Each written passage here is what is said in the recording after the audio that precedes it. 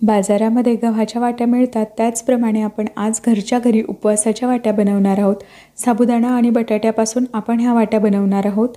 तेलात टाकताबरोबर अगदी छान फुलतात, त्याचबरोबर अगदी खुसखुशीत होतात, अजिबात कडक होत नाही। याआधीसुद्धा साबुदाणा आणि बटाट्याच्या वाट्यांची रेसिपी मी आपल्या चॅनलला अपलोड केलेली आहे। तुम्ही बघितलेली नसेल तर नक्की बघून घ्या। परंतु आज मी थोड्या वेगळ्या पद्धतीने त्या बनवून दाखवणार आहे। त्याचबरोबर अगदी डिटेलमध्ये मी ही रेसिपी तुम्हाला सांगणार आहे।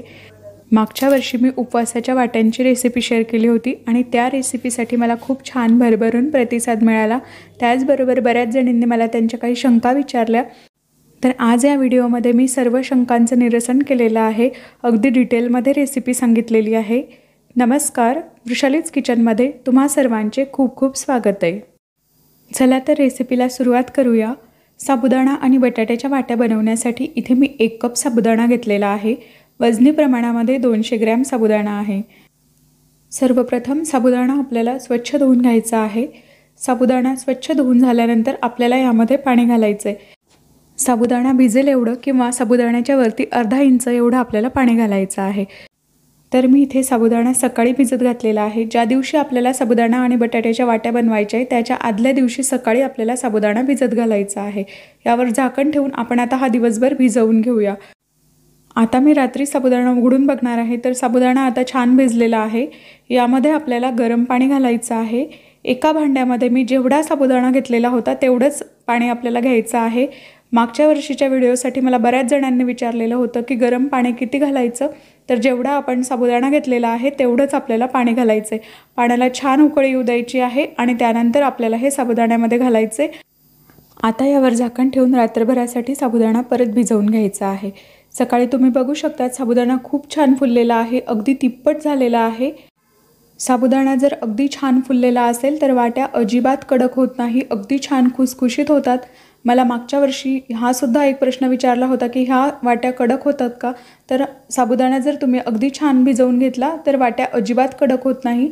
आता ह्यामध्ये जे पाणी उरलेलं आहे ते पाणी आपण वाटताना वापरणार आहोत। हे पाणी आपल्याला काढून टाकायचं नाही आहे। त्यानंतर इथे आपल्याला उकडलेले 4 बटाटे घ्यायचे आहेत। इथे मी साधारण मध्यम आकाराचे 4 बटाटे घेतलेले आहेत।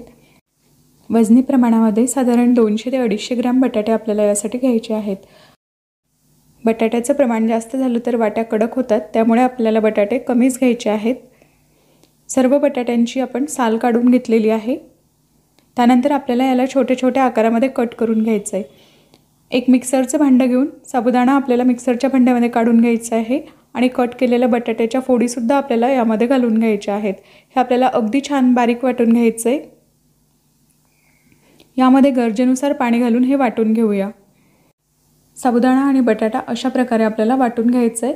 तुम्ही बघू शकतात खूप जास्त घट्ट किंवा खूप जास्त पातळ नको, तर साधारण अर्धी वाटी पाणी घालून मी हा सर्व साबुदाणा आणि बटाटे बारीक करून घेतलेले आहेत। त्यानंतर आपण यामध्ये चवीनुसार मीठ घालूया किंवा साधारण 2 चमचे आपल्याला यामध्ये मीठ घालायचं आहे। त्यानंतर 2 चमचे जिरं मी तव्यावर भाजून घेतलेलं आहे आणि त्याची अशा प्रकारे पावडर बनवून यामध्ये ते घालून घ्यायचे। आज मी जिऱ्याची पावडर वापरून वाट्या बनवणार आहे। यामध्ये मी लाल तिखट वापरणार नाही आहे। जर तुम्ही उपवासाला जिरं खात नसाल तर तुम्ही लाल तिखटसुद्धा वापरू शकतात। सर्व आपल्याला अगदी व्यवस्थित मिक्स करून घ्यायचं आहे। लाल तिखट किंवा जिरं याऐवजी तुम्ही हिरव्या मिरचीची पेस्टसुद्धा यामध्ये वापरू शकतात। मीठ आणि जिऱ्याची पावडर यामध्ये मिक्स होईपर्यंत आपल्याला हे एकजीव करून घ्यायचं आहे। मीठ आणि जिरेपूड तुम्ही वाटताना सुद्धा टाकू शकतात, परंतु अंदाज येण्यासाठी मी सर्व वाटून झाल्यानंतर त्यामध्ये टाकलेलं आहे। तुम्ही बघू शकतात अशा प्रकारे बॅटरची कन्सिस्टन्सी असायला हवी। खूप जास्त घट्ट नको किंवा खूप जास्त पातळ नको। मिश्रण खूप जास्त पातळ असेल तर वाट्यांचा आकार व्यवस्थित येणार नाही। त्यानंतर आपल्याला इथे एक पायपिंग बॅग घ्यायची आहे। पायपिंग बॅग नसेल तर तुम्ही साधी कॅरी बॅगसुद्धा वापरू शकतात। दुधाची किंवा मिठाची जी पिशवी असते ती सुद्धा तुम्ही यासाठी वापरू शकतात। त्यानंतर एक ग्लास घेऊन त्यामध्ये अशा प्रकारे पायपिंग बॅग आपल्याला ठेवून घ्यायची आहे। व्यवस्थित ग्लासमध्ये पायपिंग बॅग आपल्याला फिक्स करून घ्यायची आणि यामध्ये आपल्याला सर्व मिश्रण भरून घ्यायचं आहे। तर त्यासाठी मी एका चमच्याला तेल लावून घेतलेलं आहे। त्यानंतर थोडं थोडं मिश्रण आपल्याला पायपिंग बॅगमध्ये अशा प्रकारे टाकून घ्यायचं आहे। चमच्याला तेल लावल्यामुळे मिश्रण अगदी इझिली पडत आहे। सर्व मिश्रण आपल्याला पायपिंग बॅगमध्ये व्यवस्थित भरून घ्यायचं आहे। त्यानंतर पायपिंग बॅग अशा प्रकारे वरती बंद करून घ्यायची आहे आपल्याला। त्यानंतर पायपिंग बॅग किंवा पिशवी तुम्ही अशा प्रकारे पॅकेट सीलिंग क्लिपच्या साहाय्याने बंद करून घ्यायची किंवा तुम्ही या ठिकाणी साधं रबर सुद्धा वापरू शकतात। त्यानंतर खालचं पायपिंग बॅगचं टोक आपल्याला कट करून घ्यायचे आणि वाट्या बनवून घ्यायच्या आहेत। तर इथे मी एक प्लास्टिक पेपर वापरलेला आहे आणि त्यावर अशा प्रकारे वाट्या आपल्याला घालून घ्यायच्या आहेत। वाट्या बनवताना पायपिंग बॅग किंवा पिशवी आपल्याला अशा प्रकारे प्रेस करून सर्व वाट्या बनवून घ्यायच्या आहेत। अगदी एकसारख्या आकाराच्या सर्व वाट्या तयार होतात। त्याचबरोबर वाट्या बनवताना हात सुद्धा भरत नाही किंवा कुठलाही साचा मशीनचा वापर न करता ह्या वाट्या अगदी सहज बनून तयार होतात। तर सर्व वाट्या आपल्याला अशाच प्रकारे बनवून घ्यायच्या आहेत। मी सर्व वाट्या इथे बनवून घेतलेल्या आहेत। या वाट्या आपल्याला कडकडीत उन्हामध्ये 2 दिवस मस्त वाळवून घ्यायच्या आहेत। वाट्या सुकल्यानंतर पेपरपासून अगदी सहज निघतात। त्याचबरोबर त्या वाळल्यानंतर आतून छान पोकळ होतात। तर इथे मी 2 दिवस वाट्या छान वाळवून घेतलेल्या आहेत। तुम्ही बघू शकतात वाट्या अगदी मस्त वाळलेल्या आहेत। 2 दिवसासाठी आपल्याला वाट्या वाळवून घ्यायच्या आहेत। आतमधून मस्त वाट्या पोकळ झालेल्या आहेत। वाट्या आपल्याला कडकडीत उन्हामध्येच वाळवायच्या आहेत। जर त्या छान वाळलेल्या नसतील तर त्या आपण स्टोअर करू शकणार नाही। त्यानंतर एका कढईमध्ये तेल घेऊन मी तुम्हाला आता वाट्या तळून दाखवणार आहे।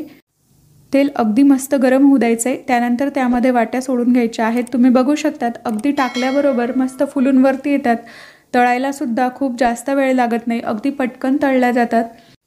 आणि हे बघा किती छान वाट्या तयार झालेल्या आहेत। अगदी मस्त खुसखुशीत अशा ह्या वाट्या तयार होतात। मी जो झारा वापरलेला आहे तो झारा जर तुम्ही वाट्या तळण्यासाठी वापरला तर यामध्ये अजिबात तेल राहत नाही। सर्व वाट्या झाऱ्यामध्ये घेऊन आपल्याला झारा 2-3 वेळेला हलवून घ्यायचा आहे, म्हणजे त्यातील सर्व तेल निघून जातं आणि वाट्या अजिबात तेलकट होत नाही। तर ह्या अशा अजिबात तेलकट न होणाऱ्या खुसखुशीत अशा उपवासाच्या साबुदाणा आणि बटाट्याच्या वाट्या तयार झालेल्या आहेत। तुम्ही बघू शकतात किती छान फुललेली आहे, अगदी चौपट झालेली आहे ही वाटी। त्याचबरोबर अगदी खुसखुशीत होते, अजिबात कडक होत नाही। तर इथे मी सर्व वाट्या तळून झालेल्या आहेत। तुम्ही बघू शकतात किती छान खोलगट वाट्या तयार झालेल्या आहेत। तर या वर्षाच्या उन्हाळी वाळवणमध्ये तुम्ही ही उपवासाच्या वाट्यांची रेसिपी नक्की बनवून बघा। आजचा हा साबुदाणा आणि बटाट्याच्या वाट्यांचा व्हिडिओ तुम्हाला आवडला असेल तर व्हिडिओला लाईक करा, कमेंट करा, त्याचबरोबर जास्तीत जास्त शेअर करा आणि असेच नवनवीन व्हिडिओज बघण्यासाठी वृषालीज किचन चॅनलला सबस्क्राईब करा आणि शेजारील बेल आयकॉन सुद्धा क्लिक करा, जेणेकरून तुम्हाला माझ्या नवीन व्हिडिओचं नोटिफिकेशन मिळेल। परत पुन्हा भेटूया अशाच एका नवीन रेसिपीसह। तोपर्यंत बाय बाय।